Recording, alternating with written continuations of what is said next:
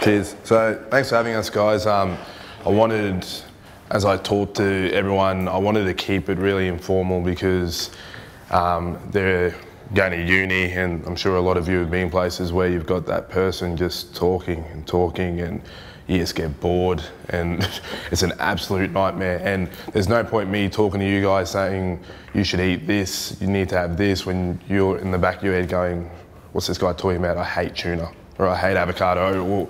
So we need to make this, as Crowie was saying, ask as many questions as you want.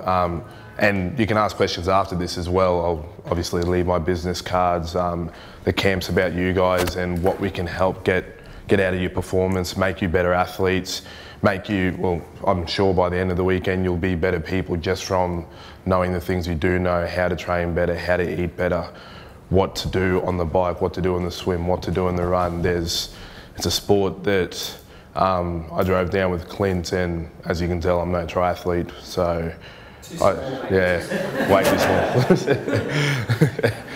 And I was driving down with Clint, and he was telling me the mentality of what you do, how basically you hurt yourself as much as you possibly can, and you enjoy it, so you can hurt yourself as much as you can again. And I went, that's psycho. But it's something that appeals to me, but obviously in a different stream in the sports that I do, where I'm a contact-based sports person, and it makes more sense to me getting hit by 120 kilo guys and running for 4 hours and jumping in a pool for 2 hours and running again, then swimming, then doing it all over again when you hit exhaustion. So the big basis on what we'll talk about, and what I hope I can pass on any knowledge I possibly can, is in nutrition.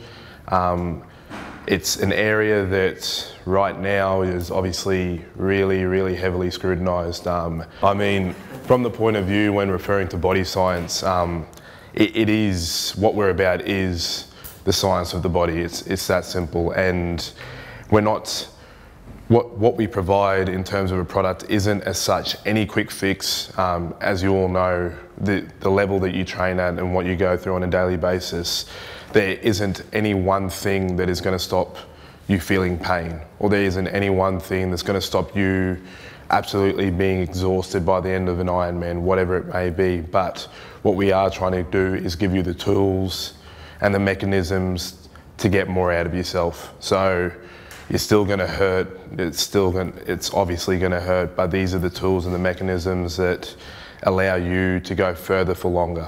Coming from a football background, that's basically what everything's about. It's you strive for that extra 10 meters, you push your body as hard as you can to break a tackle. So what body science is really all about is trying to find those 1%ers. We provide basically a holistic view to training and performance. So you may or may not be fully aware, but we also provide mechanisms of compression.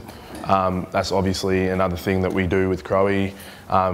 Basically, lycra that helps push blood back towards the heart, improves performance that way. So as you can see, there is such a broad spectrum of what the term supplement means to everyone here. It means some people view it as bodybuilding, other people view it as fixing gaps in your diet. Some people don't know enough about it to really make that much of a comment. The stigma, I suppose, for supplements will always come from, and this is being completely honest, from bodybuilding, because that's where it all started. And bodybuilders are idiots. But with that being said, what they are really good at is how they go about their nutrition. As in, because they're so focused and self-obsessed with their body, all they do is eat, sleep, train, eat, sleep, train, and they focus all their meals around training and their performance. And as you know, yes, they are idiots, but that is the one thing that they have got 100% down right to the T. So, and they were the people that brought in supplements, so automatically, I suppose, everyone for that reason will think, well, bodybuilders, supplements, I'm going to get massive, I'm going to get huge. You guys will do excess of sometimes 4,000 calories, 5,000 calories in a day. A bodybuilder will do 5 reps on bench press and go home. So it's not even in the same world what your body goes through versus what their body goes through. And it's for that reason the supplements they take are completely opposite to the supplements you take. The same reason why foods you'll eat will be completely different to the foods they'll eat. Same reason why you'll put diesel petrol in a diesel car versus unleaded petrol in an unleaded car. They're complete different mechanisms, they're complete polar ends of the spectrum, but each has its place and each is a performance sport. So I get another good thing to note that people often don't realise is what's the one fuel that if you decided to stop eating everything today, what's the one thing that your body, if you never touched, you would die within a week? Fat. It's protein. Yeah, it's protein. And protein, that's the one nutrient.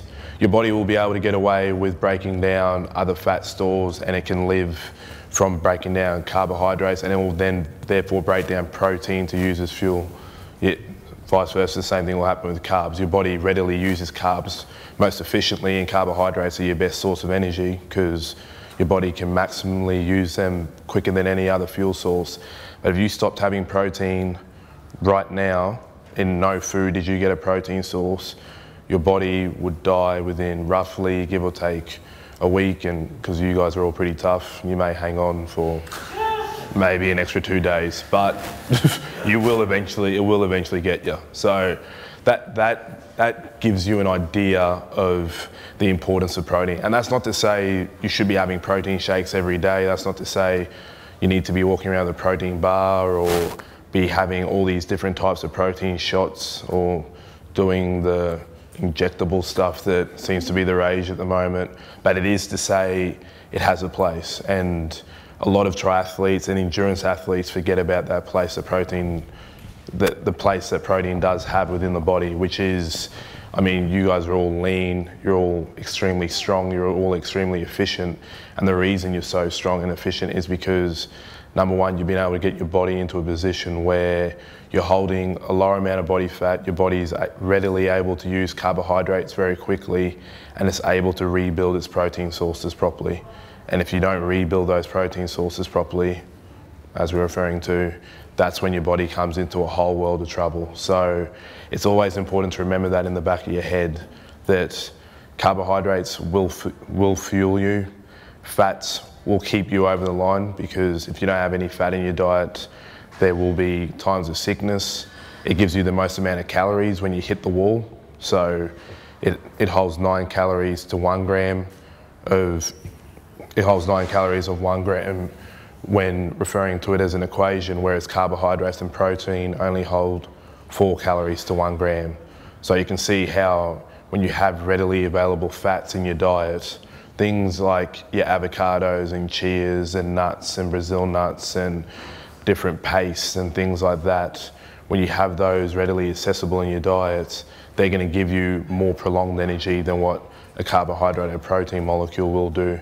But with all that being said, if you're not recovering properly, you won't be able to hurt yourself, as Clint said, more the next day, because it's just the access of the body will automatically go, I'm going to shut down from this point. So there's another one of Crowie's speeches on there that breaks things. He talks about breaking things down to minutes and time increments. I do a similar thing. Mine's a bit longer, coming from a football background, which is 20 minutes. Then you get a 5-minute break, then you get 20 minutes with you guys. It's obviously a lot longer. We as a company have tried to make things as easy as possible, I suppose. So we try to look at things in a manner of, you've got your pre-event, which will often revolve around getting the lead up to an event and maybe a day out, 2 days out. Obviously you guys are training for an extensive time period, and your training isn't like bodybuilders or any other one-off sports where you do small amounts and then you get up on a stage. Your training involves flogging yourself. So day in, day out, you are going to go out there and you're going to hurt yourself. on the bike, run, swim, then you're going to have a small bit of a break for the night or whatever it may be, and then you're going to do it again. So the amount of energy that you guys are burning is just incredible. So the best way to always think about your nutrition, food is obviously number one, always going to be the most important, as was said before. Supplements simply are an addition to balance out your diet. There is no way known that you guys can go out and burn your 4,000, 5,000 calories and then go, I'll be able to get by eating some steak and veg, which will provide me my 350 calories. The equation mathematically just cannot fit. And that's something that you need to be aware of, because there are all these, and I butt heads with these people all the time, like naturopaths and all these people that say supplements are a waste of time. You can get everything you need from food. It's all a matter of having a balanced diet, balanced lifestyle, and in a perfect world it would be, but in a perfect world people wouldn't be running, swimming and riding for 8 hours of a day and then having to look after their family, kids, going to work on top of that, having a social life on top of that, having time with friends, family, etc. So it's not about being able to get to all the foods. It's just not possible. The equation fits that if you're burning 4,000 calories, if you want to get better for the next day, you need to get back 4,000 calories. If you can do that through diet, and it would take you eating an exceptional amount of meals, an exceptional amount of time, you would need to roughly probably eat 17 to 18 times a day, roughly, give or take. If you wanted to get all that you've done out from that back into your body at the right timing too. So timing is also a massive thing, which is like we were talking about, pre, during and post. So, and they're all 20-minute blocks. So it's 20 minutes before, 20 minutes after. You'd be feeding every 20 minutes during your thing. You're not going to be riding down the road with a steak trying to cut it up going, I'm getting in my fuel source, which is why triathletes and endurance athletes created the gel from way back when. I think it may have been, it was pioneered probably about 35 years ago. It was the very first time someone went, hey, and they did try it. They did try to actually eat proper foods on a bike and realize this is stupid. We can't make a sandwich and eat it and then do all these things on a bike. If you could, it would work, but it's not convenient, as was said before. It just doesn't add up into the equation. So they created an aspect where they went, hold on a second, if we can power pack the equivalent of what a sandwich is into this gel or into this drink or into this shot, we will get the same amount of energy. But better yet, why not look at all the other aspects that are missing and what the other reasons why I'm cramping. Hold on, I don't have enough electrolytes because it's hot, I'm sweating a lot. Let's put that in there. Oh, I'm starting to fatigue and bonk. Well, maybe it shouldn't all just be about sugar. Maybe we should use a couple sources of carbohydrates. Maybe my legs are burning, I'm hitting the wall big time with lactic acid. Maybe there's an amino acid out there that can help buffer lactic acid. That could also go in there.